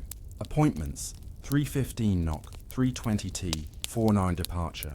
The body obeyed the schedule, but the soul, perhaps, did not. And so we must wonder, did the watchman protect the night, or did he quietly turn it into another shift to be endured? By the final decade of the 19th century, the tap-tap of knocker-up sticks and the slow, booted pacing of the watchman began to fade, not with protest nor fanfare, but with the soft erosion of relevance. Alarm clocks grew louder and cheaper. Pocket watches trickled into the hands of factory workers and street sweepers alike.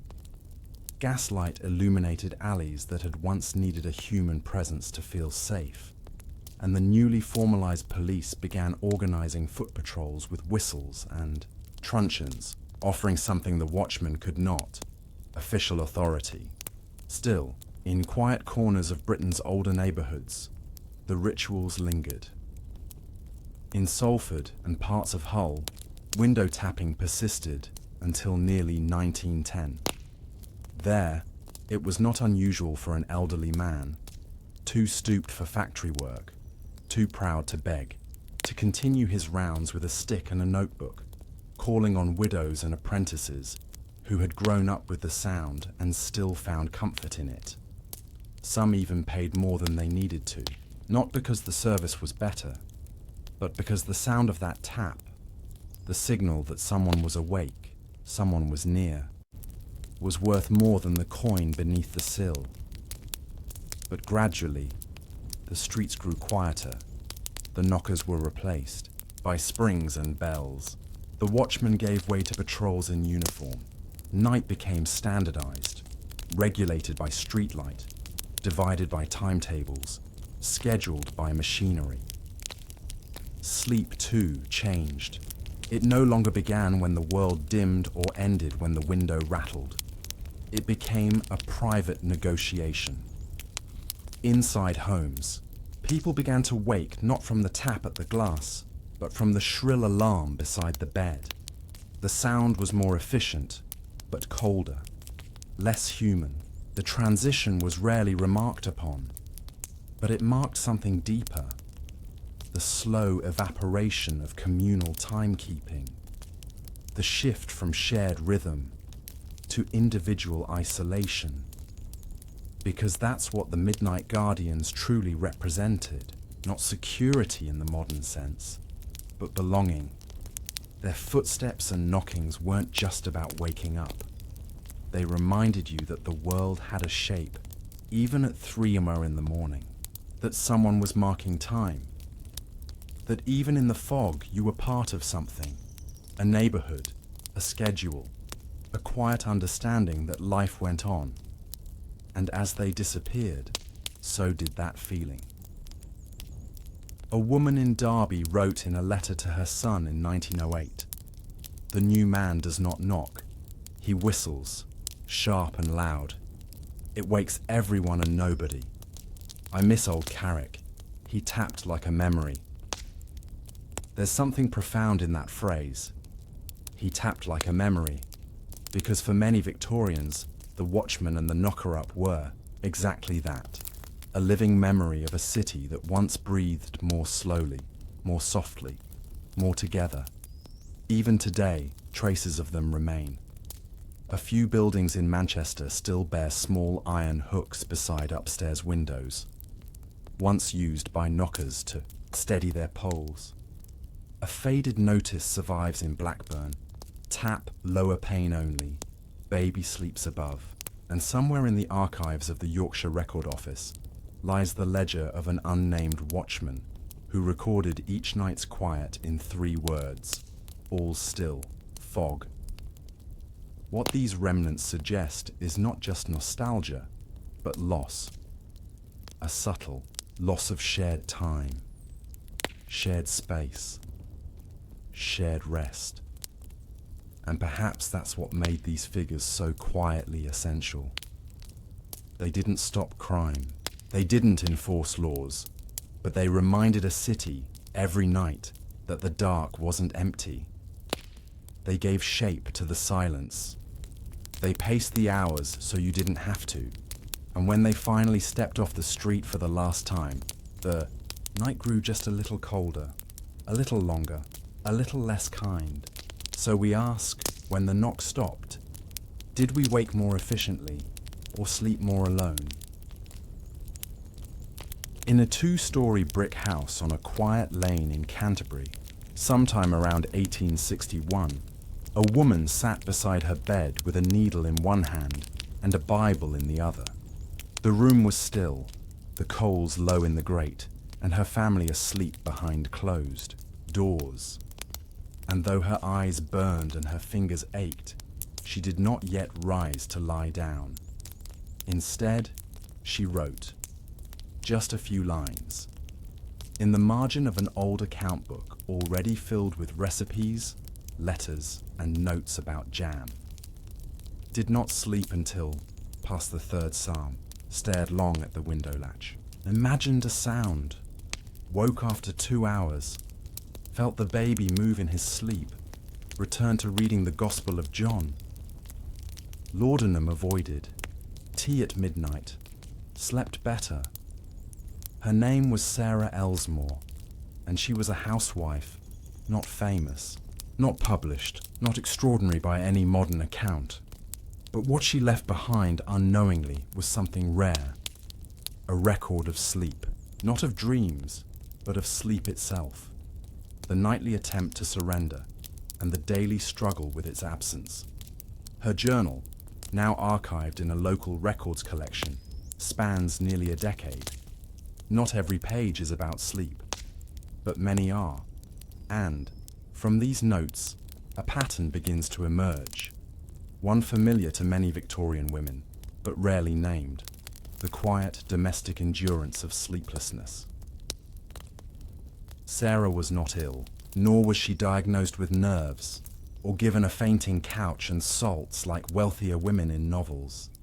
She was simply tired, often, and deeply aware that rest, for someone in her position, was not a right. It was a negotiation. Because Victorian women, especially housewives, were not encouraged to prioritize sleep. Their rest was conditional, secondary to the needs of husband, children, laundry, mending, meals, guests, grief, and sometimes even livestock. In Sarah's case, sleep happened only after everything else was done. She cooked for 5, washed for 6, cared for 2 children under 5 and an elderly aunt. And once the house was quiet, once the floor was swept and the coals settled, and the children's chests rose and fell in rhythm, only then could she sit with her own thoughts. But what thoughts they were! Night after night, her journal traces. The same path: mental overactivity, memory, anxiety, religious reflection, a deep desire to let go, and an inability to do so. One entry reads, "Lay down early, could not still the mind, replayed father's words from last spring, wondered what I had forgotten, reread Ruth and wept." Another, "Sleep came only after prayer, but shallow, dreamed I had left the stove burning." Sarah was not alone. Across Britain, thousands of women like her experience similar patterns of fractured rest, what modern medicine might call maintenance insomnia, but what Victorian society called being diligent. They were praised for it. Housekeeping guides encouraged women to wake early, serve others before themselves, and never, ever be found in bed after dawn unless ill. One popular manual from 1857 claimed, "The industrious wife rises with the sky and retires only when the stars are well settled." Sleep was something a good woman postponed, and so they did. But in postponing it, many began developing quiet, rituals to help ease their minds, simple, sacred, and deeply personal. Sarah's journal mentions warm milk with cloves, silent readings of the Psalms, holding her child's hand until he slept, then remaining awake beside him. She sometimes stitched while reciting verses, using the rhythm of needlework to slow her thoughts. Worked the hem of Daniel's nightshirt while reciting Proverbs. Hands moved easier than the head. This blend of labor and reflection was common. It allowed women to feel productive even in stillness, a necessary illusion in a society that equated rest with idleness. Some even timed their sleeplessness. Sarah marked her clock when lying down, and again when she believed she'd truly slept, though she often wasn't sure. In one entry, she writes, "Dozed sometime near 3, may have dreamed of the garden, or simply imagined it. But not all nights ended in sleep. Some ended simply with the sun. Rose before light, did not rest, felt it better to begin the day than wait longer for sleep to come." This quiet resignation, the decision to get up instead of lie still, appears again and again. And while her journal never uses the word insomnia, the experience is unmistakable. Sarah's Sleeplessness was not pathological, it was situational, built into the structure of her life. But the question remains, was her restlessness a private burden, or a silent protest against a world that never gave her time to rest? In Sarah Elsmore's journal, the word sleep appears more than one might expect, not because she often achieved it, but because it lingered at the edge of everything else. A goal, a longing, a measurement of success or failure in each night's quiet struggle. She was not alone in her pattern. Across mid-19th century England, segmented sleep, or first and second sleep, as some called it, was surprisingly common, especially among women whose days began early and whose nights were filled with responsibility. Sleep wasn't taken in one solid block. Instead, it came in phases, 2 or 3 hours after dusk, then waking, then another nap nearer dawn. The middle of the night, often between 1 and 3 a.m., became a space of solitude. For Sarah, it was when her thoughts uncoiled. Her entries show a mind both weary and alert.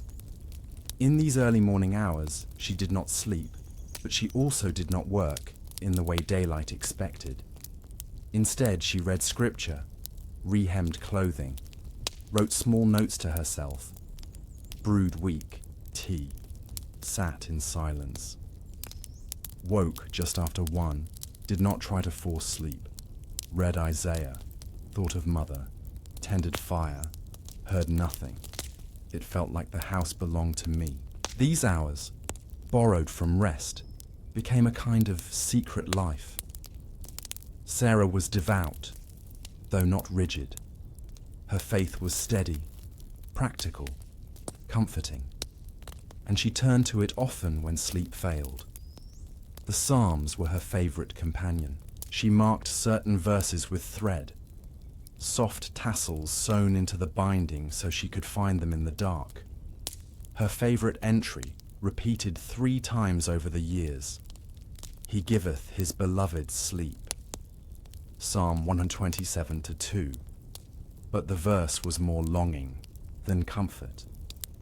She questioned why she was not among the beloved, whether her restlessness was divine trial or merely human weakness, whether she was doing too much or not enough. It's here that Victorian sleeplessness intersects with morality. For many women, insomnia was not simply a condition, it was a character issue. Those who slept easily were seen as pure of conscience. Those who tossed and turned were thought to be burdened by guilt, idleness, or excessive worry. Popular advice books for women suggested remedies not only in warm milk and herbs, but in prayer, humility, and service. Rest eludes those who dwell too much on their own discomfort, one 1855 pamphlet stated. Work more, trust God, and the body will learn its place. But Sarah's journal quietly resists this narrative. She did not blame herself. She did not moralize. She simply recorded, without judgment, the shape of her nights. One entry: could not rest, stared long at the oil stain near the ceiling, imagined birds flying in it, eventually recited the Beatitudes aloud. No change. Will try again tomorrow. And another: woke to Daniel's coughing, stayed beside him, did not wish to leave even after he quieted, slept on chair. In this, Sarah joins countless nameless women whose rest was always conditional, broken by a child's illness, by anxiety over housekeeping costs, by unfinished hems and unsettled thoughts. They found no diagnosis, no treatment, just a shared understanding, passed between neighbors, that nights were not for sleeping, but for waiting, waiting for dawn, waiting for exhaustion to win, waiting for the body to finally surrender, even for an hour, and sometimes waiting just to be alone. Because in homes crowded with family, with expectations, with routine, those middle night hours were often the only time a woman like Sarah had to herself. One entry, softer than most, reads, "The house breathed slowly tonight. No need to rise, but I did. Walked the stairs once, sat with my own quiet, slept after. It was not peace, not entirely, but it was hers." In many ways, Sarah's sleeplessness was not a flaw. It was a space, a place to think, to pray, to remember, and to feel, if only for an hour, like the time belonged to her and no one else. And this leads us to wonder, was she losing rest in the night, or reclaiming a part of herself that the day never allowed? In the final pages of Sarah Elsmore's journal, her handwriting grows smaller, more fragile. The entries remain consistent, short, dated, and focused on her nightly rituals. But something shifts. The fatigue deepens. Her reflections grow more spare. She writes less about sleep and more about its absence. Lay down early, no rest. Lay still, listen to floor creak, no cause. Woke at 2, did not try again, sat in chair with shawl, too cold to write. In these closing notes, one senses not resignation, but a kind of quiet endurance, not a battle with insomnia, but an accommodation, as though sleep had become less of a goal and more of a guest who might arrive or might not.